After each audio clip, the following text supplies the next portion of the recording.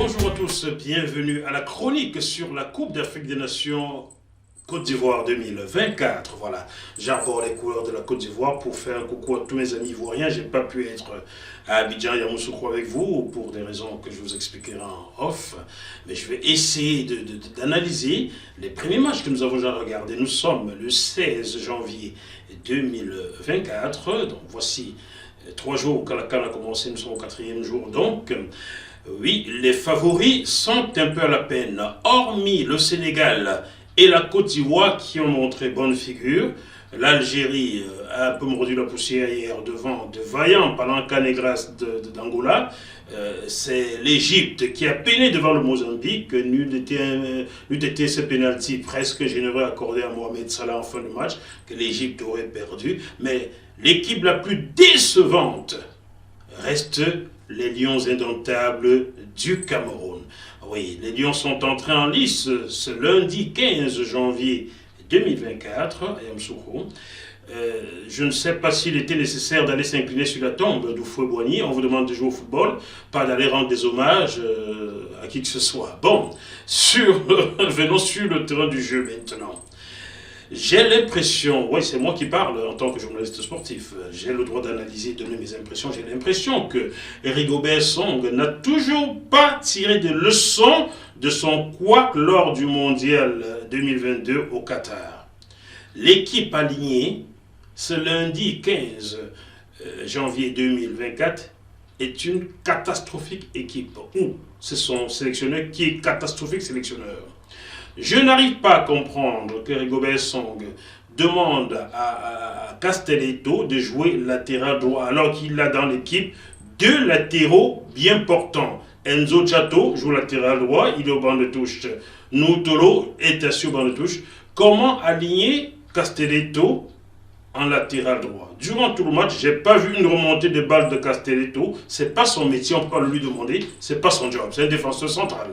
À Nantes, même lorsque on joue dans un système à 3, oui, on le décale parfois à gauche, mais il reste en défense centrale. Ce n'est pas un latéral Castelletto. Alors, je n'ai rien contre Harold Moukoudi, que je ne connais pas, mais je trouve qu'Harold Moukoudi est lourd. Il méritait d'avoir un carton rouge hier, car il était dernier défenseur. Il méritait d'avoir un carton rouge. On a été généreux avec le Cameroun. Oui, les grandes nations sont parfois, quelquefois, favorisées. Harold Moukoudi, c'est un défenseur qui doit rentrer en complément lorsqu'il faut tenir un score. Lorsqu'on met le score et qu'il faut tenir, il doit entrer en complément, même pas pour remplacer notre défenseur, mais il entre en complément. La défense d'hier aurait dû être Christopher Wu et Castelletto. À droite, on met Enzo Chato ou Noutolo. Et à gauche, sur la ligne, je ne sais pas qui était encore là hier. De toute façon, hier, les latéraux camerounais n'ont pas travaillé car ils ne jouent même pas à leur poste déjà.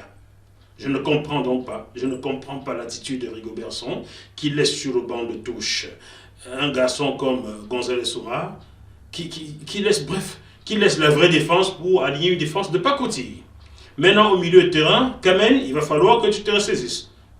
On dit beaucoup de bien de toi, oui, tu es sans doute un bon footballeur, mais attention, comment essayer de dribbler devant la défense, mon cher Kamen? Non. Franchement, même dans les écoles de football, on vous demande de vous débarrasser du ballon lorsque vous êtes devant la surface. Pas essayer un dribble à cet endroit-là. Non. Je ne suis pas sûr que même Maradona ou Lionel Messi en fait à cet endroit-là. Donc, attention, Kamen. Zambo Anguissa, les attentes placées en toi au sein de cette équipe nationale depuis, ça commence à durer? Non. Beaucoup ont vu en toi le nouveau Marc-Vivien Foé, mais ça ne confirme pas, ça ne va pas. Au sein de l'équipe nationale, oui, à Naples, tu es un super grand joueur, mais au sein de l'équipe nationale, tu n'as même pas encore atteint le niveau de Stéphane Dia-Etundi. Non, pourtant, beaucoup d'espoirs sont placés en toi. Alors, en attaque maintenant, encore une bêtise de Rigobert Song, je n'ai pas eu l'impression que Franck Magri jouait en avant-centre hier.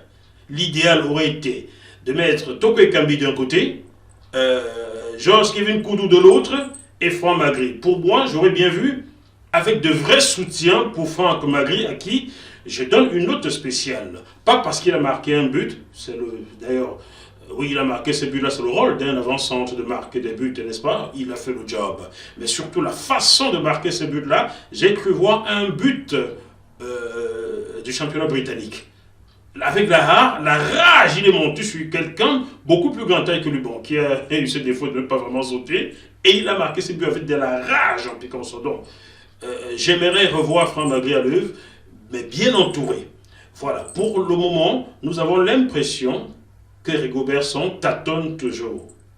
Tâtonne toujours. Oui, tu fus un très bon défenseur pour l'équipe nationale du Cameroun, mais comme sélectionneur, tu risques de passer une fois encore à côté d'un grand tournoi.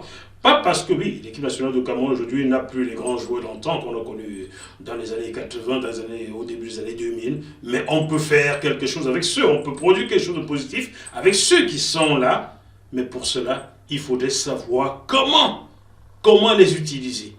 Et je ne pense pas qu'Éric Besson l'ait compris, à moins, comme disait quelqu'un, oui, parce qu'on va finir par se poser la question, qui est-ce qui fait vraiment cette équipe nationale? Qui est-ce qui veut le faire sélectionneur? Qui est-ce qui aligne ces gars sur le terrain? Si c'est toi, Rigobert Song, Magnan, on se connaît, vraiment, il va falloir que tu revoies ta copie. Ça ne va pas. Ça ne va pas. On n'a pas besoin d'aller dans une école d'entraîneurs pour savoir comment utiliser des joueurs. Non, là, ça ne va pas. C'est une faute. Tu nous as fait le remake de la Coupe du Monde où au départ, tu laisses Aboubacar. Je ne te demande pas d'aligner Aboubacar, c'est lundi 15 quarts. Il est à coup de forme, il est encore un peu blessé.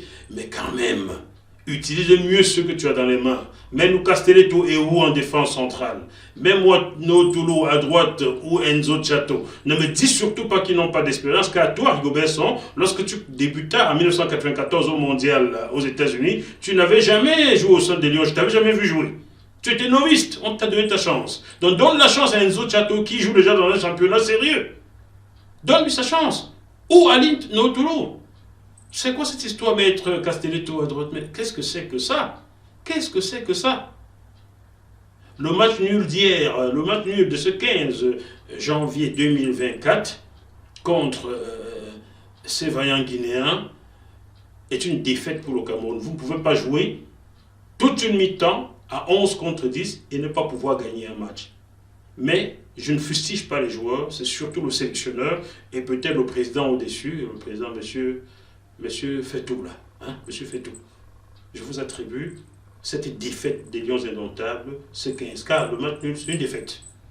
Devant la Côte d'Ivoire, vous jouez comme ça, vous prendrez un carton. Peut-être vous vous débrouillerez bien devant la Gambie, vous finirez meilleur troisième pour sortir au tour suivant. Non, s'il vous plaît, revoyez la copie. C'est pas comme ça. Voilà, chers téléspectateurs de GMTV+, je vous reviendrai avec mes analyses. J'inviterai même d'autres personnes qui vous donneront leur point de vue bientôt après certains matchs. D'ici là, restez calés sur GMTV+. Et malgré tout, allez les lions, allez les éléphants, allez les fennecs, allez tout le monde, et que la fête soit belle en Côte d'Ivoire. Je vous embrasse très fort.